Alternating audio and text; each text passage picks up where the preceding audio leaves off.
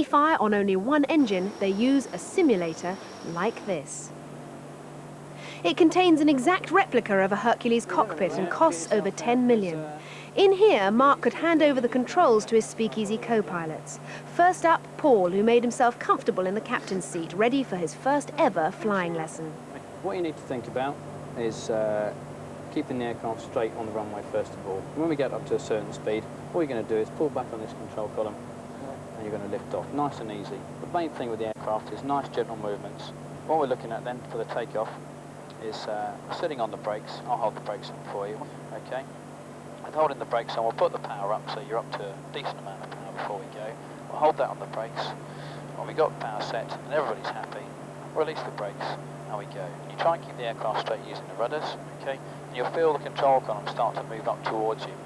As the aircraft goes faster and faster, you get more air going over the aeroplane, so the control surfaces on the wings and on the tail are going to start to become effective, and you'll get some control with this and with the rudders as well.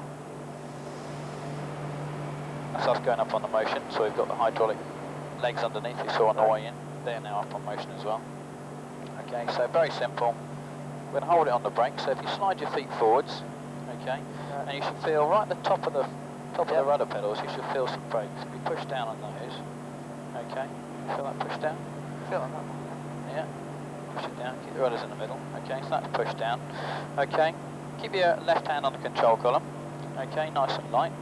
Now put your right hand on the throttles, okay, right on the top. When Paul was all fired up and ready to go, the cockpit was darkened so that he could see the night lights of Lynham spread out in front of him.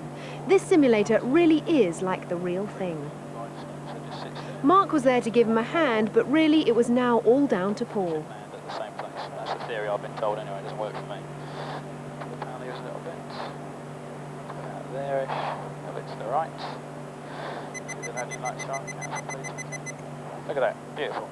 On that one they can only do it when it's at night, but it's just why you would imagine it, like when you ever go up to the hills and you can see city, all the lights on the runway just lighting up as you was coming into it, it's brilliant.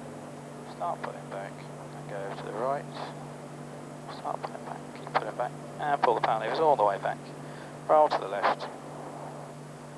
And hold that there. Oh, we bounced. My hands was a bit sweaty, but I think I was holding the controls more than anything. When I was in the simulator, I was quite excited about it. Thought it would be a great fun. Okay, same as before, get yourself strapped in as well, just in case it crashes. Okay. Thanks a lot for your vote of confidence. Pleasure. You'll be fine. It was nice to pretend you were actually, you were sort of flying the real plane. And it's like a big computer game, so it was quite good fun, actually. Yep, thank you. Right, hands on the power levers. Away we go. If you push the right rudder, does it move you right? Yeah, if you look at it, push the right rudder and you'll slide the nose to the right, or you should do a little bit. Yeah, I see that, yeah. Now what you want to do is just tweak back a little bit with the... Can I have sort of almost full control then, myself? Yep, you're on it. This time it's all down to you. Goody Okay, I'm not going to help you. See, we're over to the left, aren't we? So what are you going to do about it? Come over to the right. Okay? Yeah. Lovely job. Use the rudders as well. Back to the middle there. Lovely job. Oh. When I say go, what you need to do is pull the power levers all the way back and just raise the nose nice and gently. Start raising the nose now, nice and gently. Got that. Pull the power levers all the way back. So keep the nose coming up. Hold it, check, check, check, check, check. Well, hey, look at that. I was much better than I expected myself to be. I thought I'd be rolling and diving all over the shop. They landed safe and sound, but in real life things aren't always that easy. RAF pilots sometimes have to fly in extremely hostile situations. Mark hasn't encountered that side of the job yet, so Paul and Malachi went to meet Flight Lieutenant Bill Ferrell, who's been flying into the world's hotspots for 15 years. What would you say has been your scariest moment? When you see the local militia with Kalashnikovs and weapons with a safety catch off, pointing it at your aeroplane, it sort of gets your attention. With you having no weapons on the Hercules, how would you defend yourself? Although we've got no weapons as such, we've got some self-protection.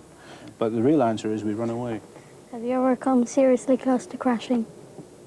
You want the real answer to that? Yeah. No. Can you make something up then? I've had one or two where I've thought in the early days, but in this multi-crew environment, everyone's looking after everyone else, and really you don't end up in that situation. Don't join the RAF if you're looking for an easy life. No job is perfect, but risking life and limb is just one of the pitfalls of being an RAF pilot. What are the others?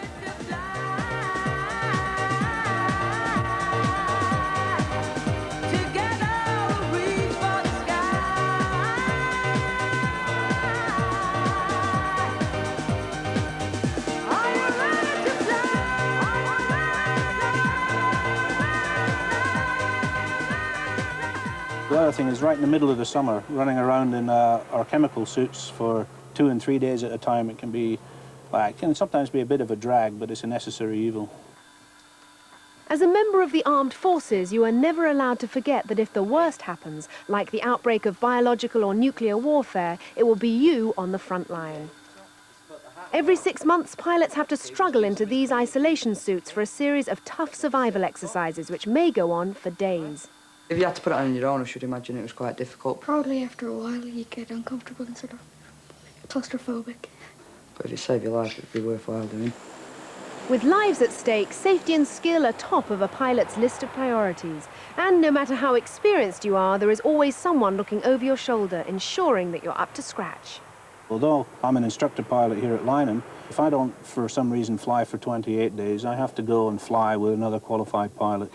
Every 6 months, I have to do a flying test. I have to go in the simulator every month for 2 hours. And every year, although we do a 6-month check, every year I still have to do an instrument rating test. So really, we got to keep training all the time. Okay, firefighting equipment. Let's start with the fire extinguishers. The RAF spends £3 million on training each new pilot, and they all have to do the same basic courses. These cover everything from weapons and leadership skills to navigation and engineering. The pilots are then given specialised training on the aircraft they've been selected to fly. 165 new recruits entered the training programme last year, only 140 qualified. For Mark, all the studying and hard work has been worth it in the end. Still plenty of flying going on here at the moment as far as I can see, and if that's what you want to do in life, and it's certainly what I want to do, you're doing a job that you enjoy, hopefully that you find interesting, and you get to go all over the place flying, and it's superb, absolutely fantastic, and that is the main thing. What can being a pilot offer you?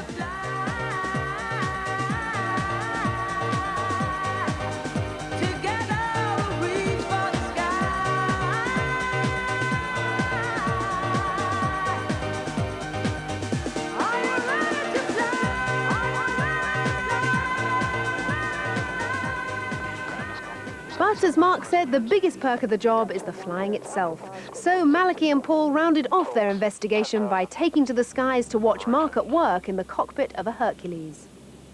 It's easy to see why so many people are queuing up to do this job. So how can you give yourself a better chance of being selected for the training programme?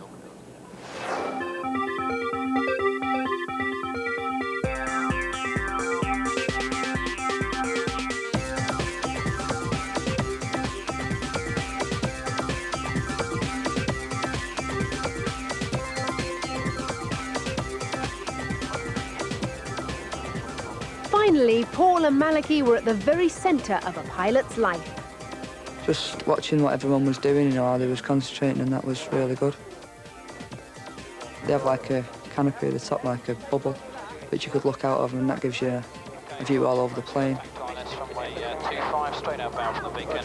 Manure is 200 feet, so 400 feet from me on the QFE. If you could call 100, 204, please, sir. And I'll set to 100. Use 200. 200 feet. Let me get it there, right. That's 200 feet. Just about to fly over the M4. That's the motorway down there. Still looking to roll on. Important Bassett down here. Keep an eye out. There is a glider. It's just about on 9 o'clock at the moment. It wasn't really designed for comfort. You could see all the workings of everything, and it just sort of felt different. Sort of more room as well to move around.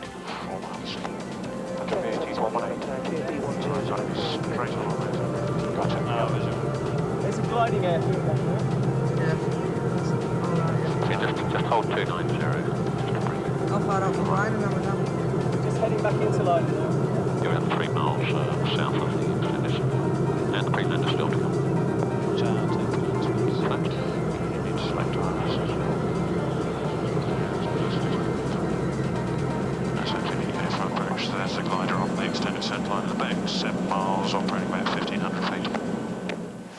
our junior pilots have had a taste of the action, so it's now time for their debriefing. What's their verdict? Learned how to fly Hercules in the simulator, and I learned that not to expect people to be really sort of, just because they're in the armed forces doesn't mean they're not nice or anything.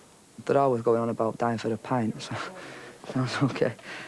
The briefing and debriefing was really boring, because it's just someone talking about something you've already done, and if you'd messed up, you'd know you'd messed up. You don't need to be told that you've been messed up. There's some things that obviously don't sound too clever, like the wearing the chemical warfare thing for 2 or 3 days. But the perks of the job sound brilliant.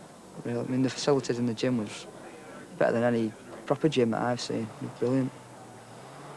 I definitely want to be an RAF pilot. Oh, even more now, after I've been here and done all this.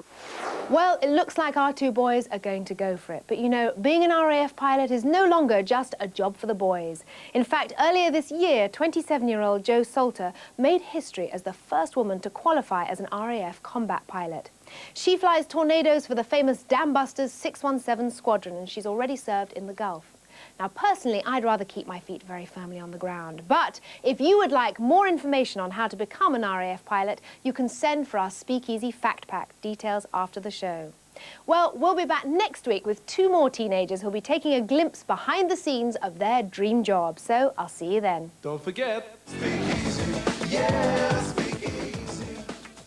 Speakeasy's back at the same time, 4:15, next Saturday afternoon.